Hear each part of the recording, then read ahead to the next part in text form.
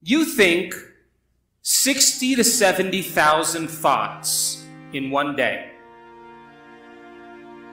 Out of those 60 to 70,000 thoughts that you think in one day, 90% of those thoughts are the same thoughts as the day before.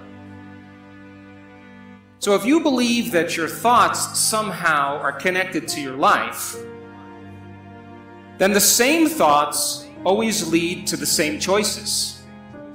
The same choices always lead to the same behaviors. The same behaviors create the same experiences, and the same experiences produce the same emotions. And those very same emotions drive the very same thoughts.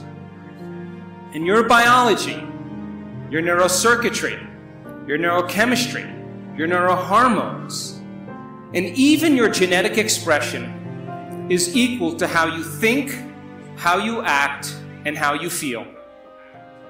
And how you think, how you act, and how you feel is called your personality. And your personality creates your personal reality. That's it. So then, if you wanted to create a new personal reality, a new life, then you would have to start thinking about what you've been thinking about and change it. You would have to become aware of your unconscious thoughts and observe them. You would have to pay attention to your automatic habits and behaviors and modify them. And you would have to look at the emotions you live by every single day that are connected to your past and decide if those emotions belong in your future.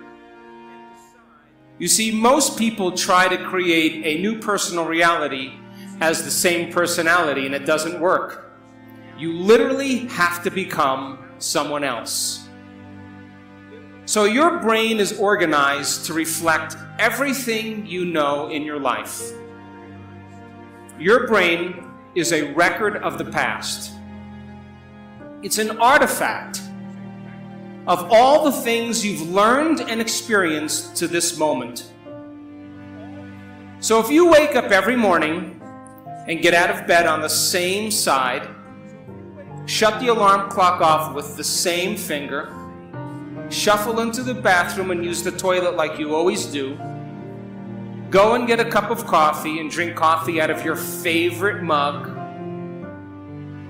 then get in the shower and wash yourself off in the same routine way, drive to work, get to work, see the same people that push the same emotional buttons, do the same things that you've memorized and do so well, then hurry up and go home, and hurry up and check your emails, and hurry up and check your Facebook, and then watch your favorite television show, then hurry up and go to bed.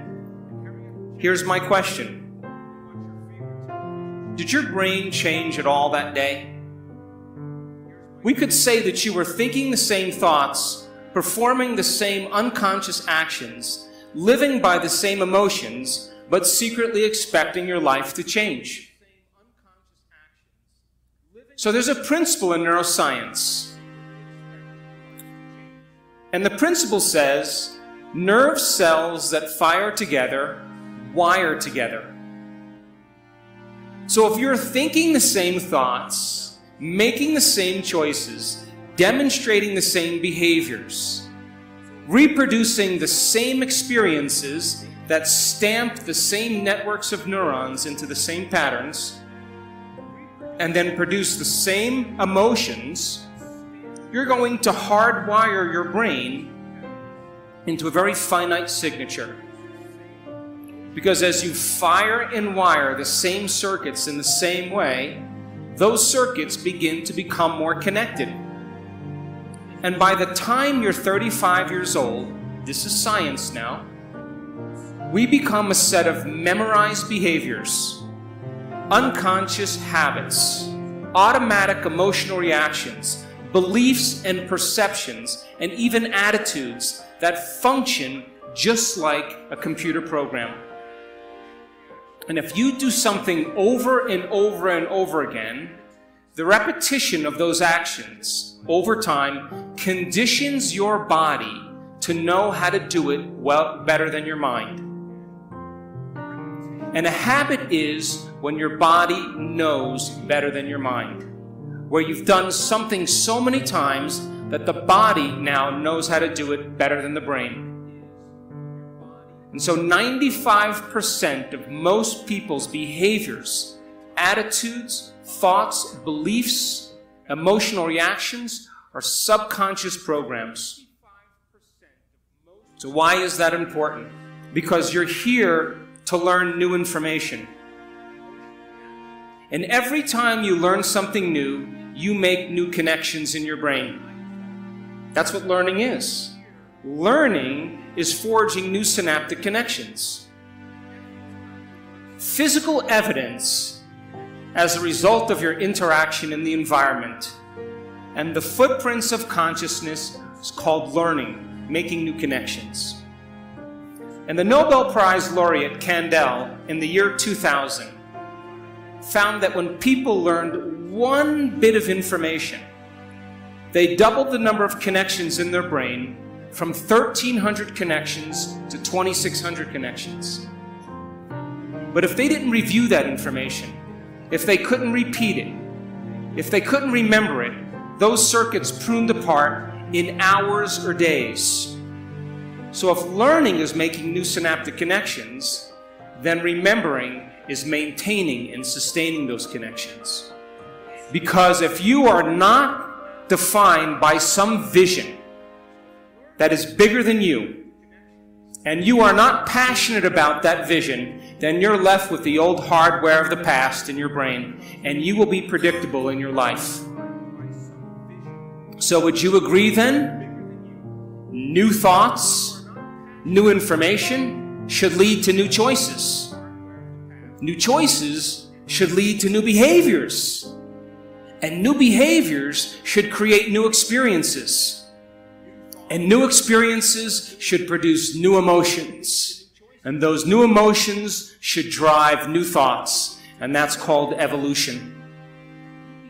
So if your brain is a record of the past, and you don't have a vision of the future, then you are living in the past. And you will never arrive at that new future. Feelings and emotions are the end product of past experiences. And you can remember experiences better because you can remember how they feel. And when you're in the midst of an experience, all of your senses plug you into the environment. And as you're gathering all of this vital data from your external world, all that information rushes back to your brain, and it causes jungles of neurons to organize themselves into networks. The moment those neurons string into place, the brain makes a chemical, and that chemical is called a feeling or an emotion.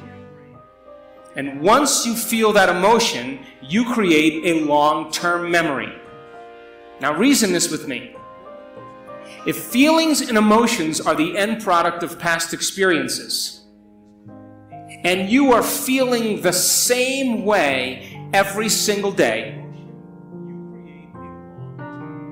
doesn't that mean nothing new is happening in your life?